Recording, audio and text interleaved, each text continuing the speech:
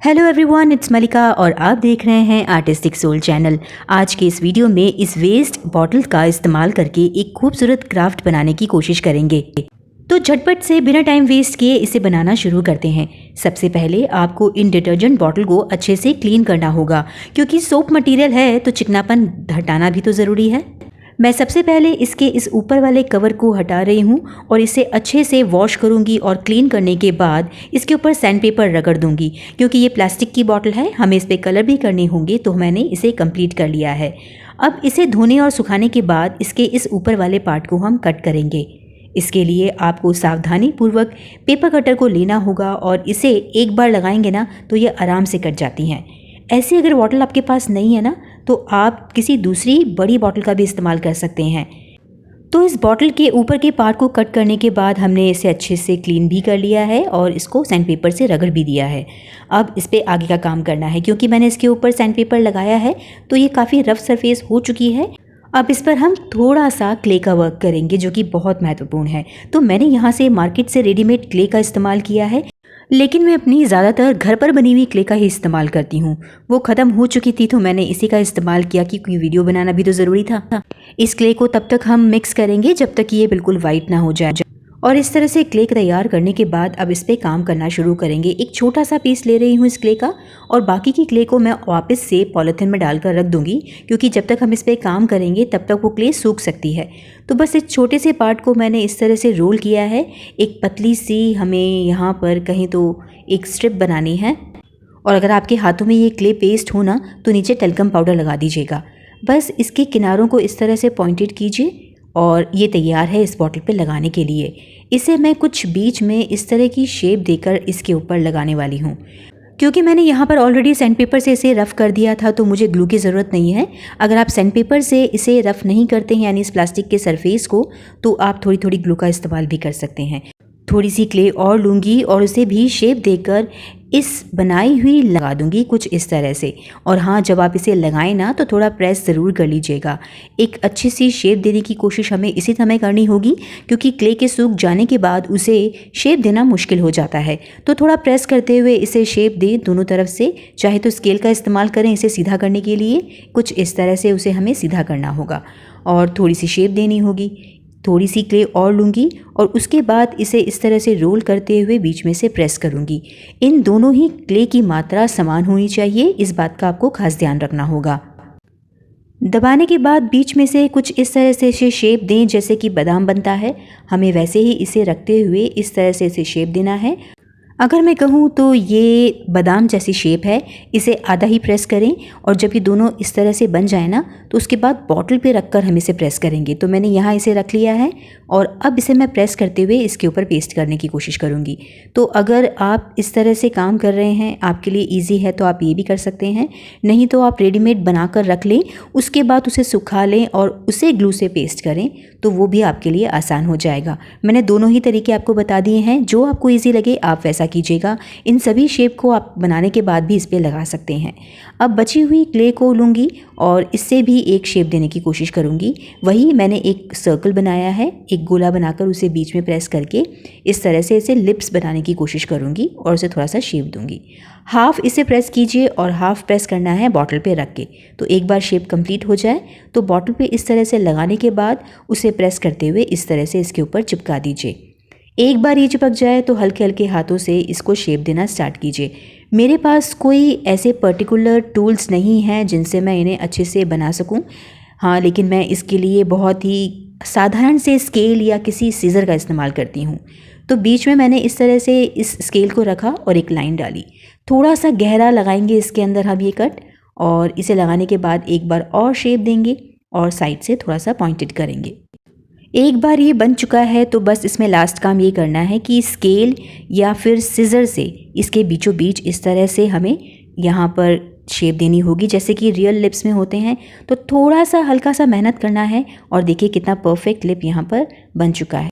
बस अब क्ले का एक छोटा सा काम और बचा है। बहुत ही थोड़ी सी क्ले मेरे पास बची हुई थी तो मैंने इसे दोबारा से सर्कल बनाए हैं। हल्का सा प्रेस करते हुए इस आँखों के बिल्कुल बीच में लगा दिया, जैसे कि आई बॉल्स होती हैं। तो दोनों तरफ ही हमें इस तरह से लगाना है। शेप थोड़ी छोटी रखिएगा तो ज़्यादा ठीक है। तो इस तरह से हम यहाँ से पेस्ट कर रहे हैं। अब जब ये बन चुका है तो मैंने इसे लगभग 4 से 5 घंटे सूखने दिया। थोड़ी सर्दियों का टाइम है तो ज़्यादा टाइम लेता है, नहीं तो गर्मियों में तो 1 घंटे में सूख जाता है। दूसरी चीज़ जो मैं यहाँ ले रही हूँ वो है कलर। जब क्ले के पार्ट अच्छे से बिल्कुल सूख जाएं, इस पे सेट हो जाएं, तो हम इसके ऊपर कलरिंग करेंगे। यहाँ पर हम जब इसके ऊपर कलरिंग करेंगे ना, तो फर्स्ट लेयर जब आप कलरिंग की करोगे तो वो बिल्कुल भी अच्छी नहीं लगेगी, क्योंकि प्लास्टिक सरफेस है तो उस पर कलर एक बार में नहीं सेट होते, हमें 2 से 3 लेयर लेनी पड़ती है।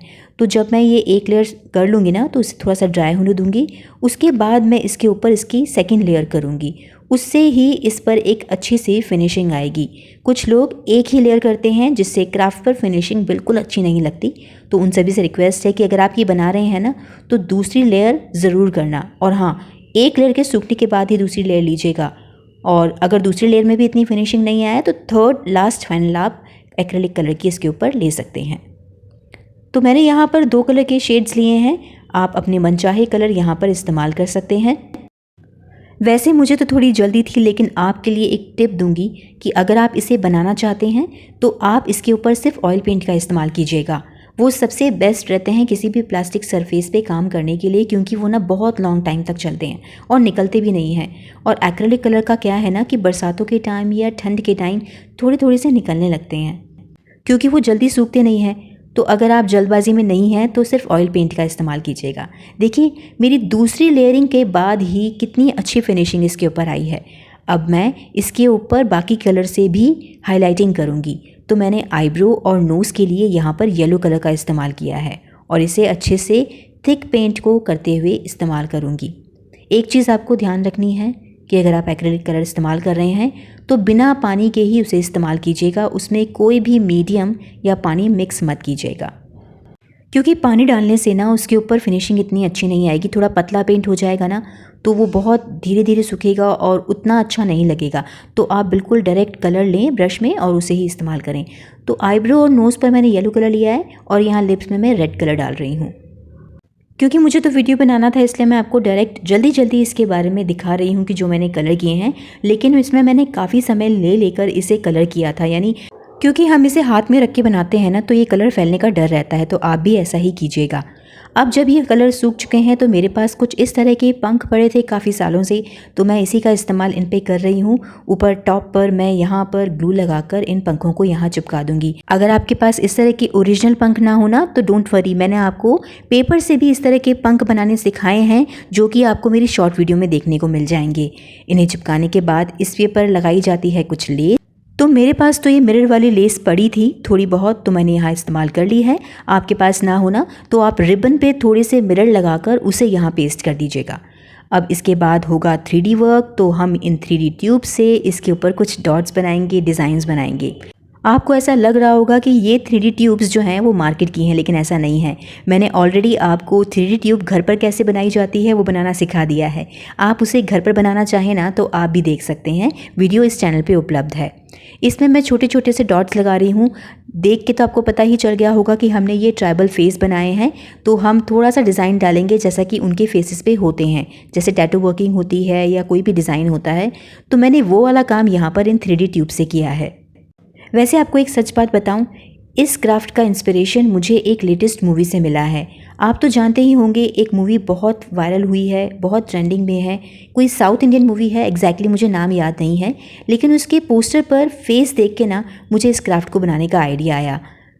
अगर आपको उस मूवी का नाम पता है ना तो मुझे कमेंट करके बता दीजिएगा। इन डॉट्स को लगाने के बाद अब मैं कुछ मिरर ले रही हूँ। इसके साइड पर इन मिरर्स को इस तरह से यहाँ पर पेस्ट कर दूंगी और इन बीच के स्पेस में भी मैं 3D ट्यूब से डॉट्स लगाऊंगी। वैसे इसमें राइनस्टोन भी लगाए जा सकते हैं, तो मिरर और राइनस्टोन का कॉम्बिनेशन तो वैसे भी अच्छा ही लगता है। और अगर आप मेरी ही तरह कलरफुल डॉट्स लगाना चाहते हैं तो इन 3D ट्यूब का इस्तेमाल कर सकते हैं, या फिर डॉट के लिए जो टूल्स आते हैं उनका इस्तेमाल करते हुए डायरेक्ट एक्रेलिक पेंट से भी यहाँ पर छोटे छोटे से डॉट्स बना सकते हैं। It's totally depend on you कि आप क्या इस्तेमाल करना चाहते हैं, आपके पास क्या मटेरियल अवेलेबल हैं। वैसे मैं अपने क्राफ्ट में बहुत सारी टिप्स एंड ट्रिक्स भी देती रहती हूँ। आपको ये मटेरियल उपलब्ध नहीं है तो और क्या इस्तेमाल कर सकते हैं वो भी ऑप्शंस देती हूँ। तो आपके लिए थोड़ा आसान हो जाता है, ऐसा मुझे लगता है। लीजिए, बातों ही बातों में हमारे ये ट्राइबल फेस प्लांटर बनकर तैयार हैं। मैं तो इन्हें प्लांटर की तरह इस्तेमाल करने वाली हूँ, अपने गार्डन में लगाने वाली हूँ। आप इसे किस तरह से इस्तेमाल करेंगे वो आप पर है, लेकिन इसे बनाते हुए एक बहुत बड़ी गड़बड़ भी हुई है जो मैं जल्द ही आपके साथ शॉर्ट वीडियो में शेयर करूंगी। तो अब आप बताइए कि आपको आज का ये क्राफ्ट आइडिया कैसा लगा। पसंद आया तो लाइक एंड शेयर ज़रूर कीजिएगा, और अगर चैनल पे सब्सक्राइब करेंगे ना तो ऐसे ही खूबसूरत क्राफ्ट आपको देखने को मिलेंगे। तो अगले संडे को ठीक 2 बजे मिलेंगे एक और नए क्राफ्ट आइडिया के साथ। तब तक के लिए कीप क्राफ्टिंग।